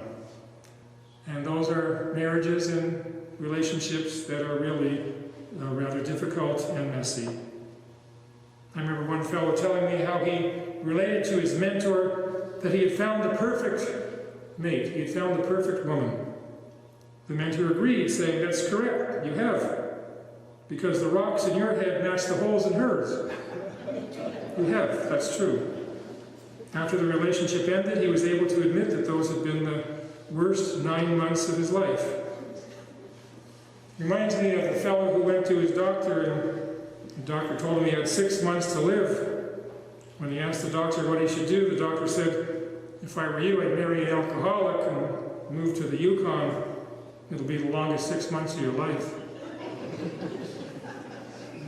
All that I just stated is not of God. This is not God's work. This is a false martyrdom. Oh, at that point, all we can say to these people is, please, get off the cross. We need the wood, I'm being a little funny about this, but I suspect you've met people like this in your life that I'm referring to. And there may be the temptation to, carry with you or have a misguided compassion for them, and maybe even to enable them, and so on and so forth. That's not helpful, and it's not of God. We want to help these people in the right way, to accept themselves as they are, to take responsibility for their lives, and ultimately to grow up and to live a holy life. But we can't do that if we're so obsessed about ourselves and expecting everybody else to live our life for us, and then getting upset when they don't. So, although life is not fair, and some pain is unavoidable, we should try and prevent whatever pain we can. As I said, don't carry a cross of your own making. And I'll just mention these sort of 2 ways that I've kind of summarized up to this point, dealing with this. Learn from the pain of others. Learn from other people's mistakes. Don't let their suffering be wasted on you. Don't waste your own pain. Don't waste other people's pain either. And the other thing is, think. Think before you do something. What may be the worst case scenario if I do this, and can I live with that? Is this really according to God's will, as best as I can tell? You see, a lot of people just react to situations. They don't really think them through. They have an emotional reaction to something and just fly off the handle and do something. No, we're not animals. We're not, beasts or whatever. We have a brain. We have to think before we do things. Because once I say or do something, I cannot take it back, but I am responsible for cleaning up those messes. And if I'm the sort of person who tries to blame others for my problems, I'm sorry, you're just an overgrown adolescent, that's all. That's what teenagers do. No, I didn't do it. No, it's their problem. No way. Adults accept responsibility for themselves and deal with the consequences. So I have the freedom to do or not to do something, but not to dictate those consequences. They're going to happen whether I want them to or not. You know, if you press the launch button on a rocket, it's going somewhere, you may not know where, but you're going to be responsible for cleaning up the mess. And in reality, our freedom is necessary to love. If we don't have freedom, then we can't love. We're not puppets, we're not machines. God has given us freedom. He wants us to respond to His love freely by our love. And if I'm not responding freely, if I'm being coerced or manipulated, that's not love. Love has to be a free response. Our freedom is the greatest blessing and the greatest curse that we have. With my freedom, I can put myself in the best of God's graces, or I can put myself in misery and in hell. The choice is mine. God encourages me to do the right thing many times, but ultimately it's my choice. I remember one woman asking me, and she said, "Now, Father, is it hard to go to hell?" Or no, she said, "Is it easy to go to hell?" I said, "No, it's not easy to go to hell. Because God puts a lot of stumbling blocks in our way before we get there. He's always trying to bring us back. But if we insist on going and jump over all the hurdles, well, He'll let us go. He won't take back this freedom that He's given to us. If I leave an airplane without a parachute, too late to go back and get it. I better hope I'm over water or figure out what I'm going to do. I've got 20 seconds to figure it out, you know. So, no. Think before you do something. What's going to happen here? Many people today do not know how to use their intellect well, and they refuse to form it. I think if I ever get around to writing my first book, the title will be, "Believe It or Not, You Do Have a Brain." Why don't you try using it? I don't know if you ever saw the movie Gran Torino with Clint Eastwood. I'm not a huge Clint Eastwood fan, but every once in a while there's a line in one of his movies that I really like. I was mentioning one today back at the retreat house. I forget what movie this was in, but he said, Clint Eastwood actually is a pretty good theologian. He said, a man's got to accept his limitations. I thought, wow, that's good theology. That's humility right there. Can I accept my limitations? But in Gran Torino, if you remember, it was a story about an old man who befriends an Asian immigrant, young fellow. And in the her this young boy's sister gets abused by some gang members, and so her brother, this young man that Clint has befriended, is just ready to go and seek vengeance and trash them and everything else. So he has him over to his house, and he says, "Go downstairs and get something." And when he's down there, he slams a gate across the basement so the kid can't get out. And the kid there is hollering away, "We gotta go and get him, we gotta kill him," and so on and so forth. And so Clint just kind of looks at him and says, "It's not the time for killing. It's the time for thinking. It's the time for thinking." See, we can't be rash people. We can't just fly off the handle whenever we want. That doesn't make for any kind of a happy life. And usually just gets us more in trouble. Finally, it's not enough to make decisions based on what our heart says. A lot of people, well, my heart felt this and my heart felt that. Well, that's okay as far as it goes. But more importantly, we have to make decisions with our head and with our guts. What does my head say? What's really happening here? Get all the facts. What's my gut saying? What's my instinct saying? My heart can be the seat of compassion, but if I don't use my head and my guts to make choices, that compassion can be very misguided. I can think I'm really helping somebody when I'm not helping them at all. I may even be hurting them. The heart has its place, but is not the most important agent in decision making. We've got to use our brains, we've got to use our head, we've got to hear what our guts are telling us about this situation.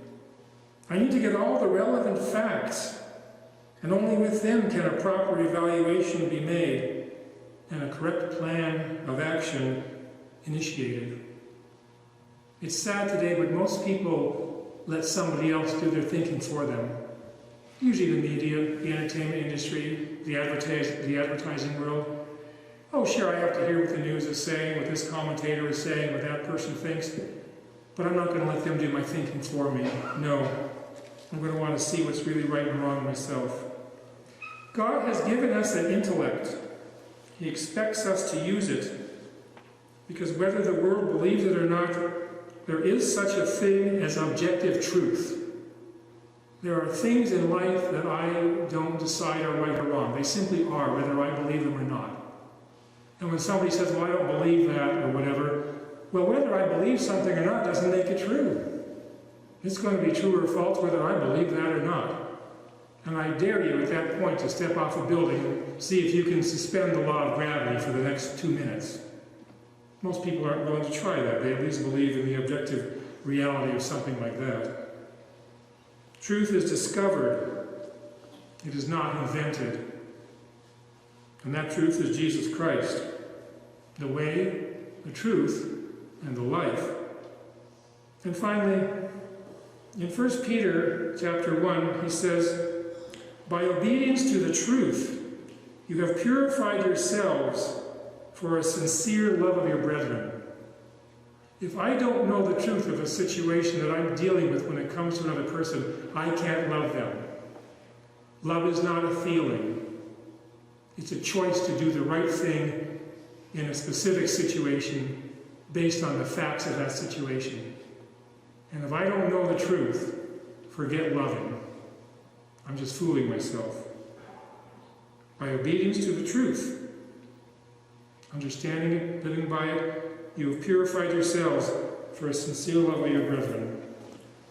Thank you again. It's been a pleasure to be with you, and we'll see you along the trail somewhere.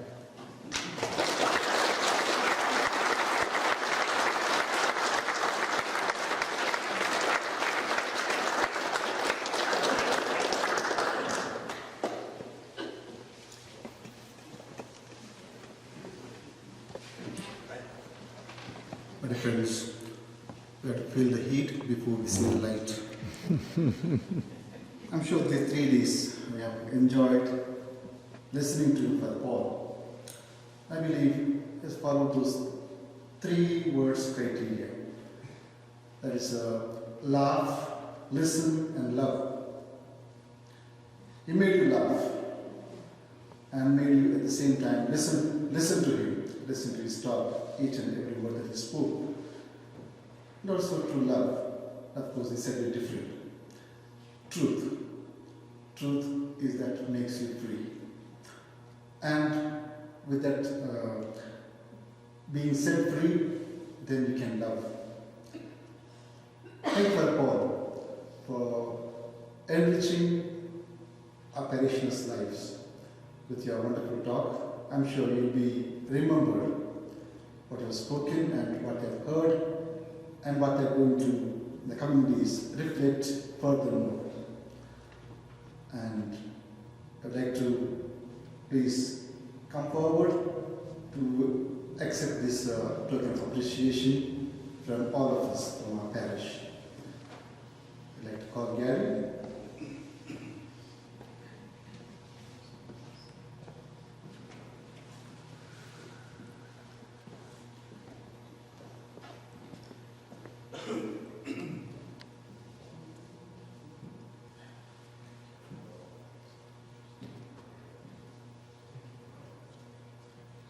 Thank you.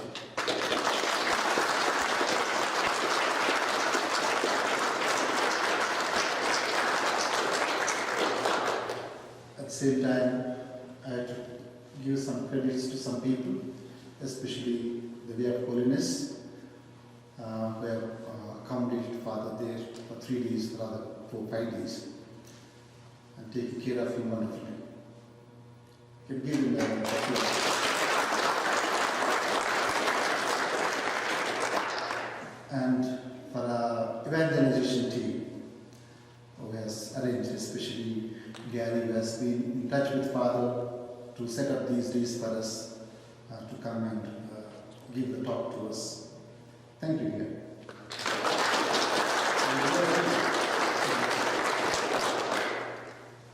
Last of all, and not the least, thank you to all of you for being here and making this mission a successful one. It should be more than successful. It should be fruitful. The words that we have listened should bring about the fruit in the coming days. And I wish every one of you a wonderful season of Lent. Before we go, I think we can gather there outside for tea and snacks. Thank you very much.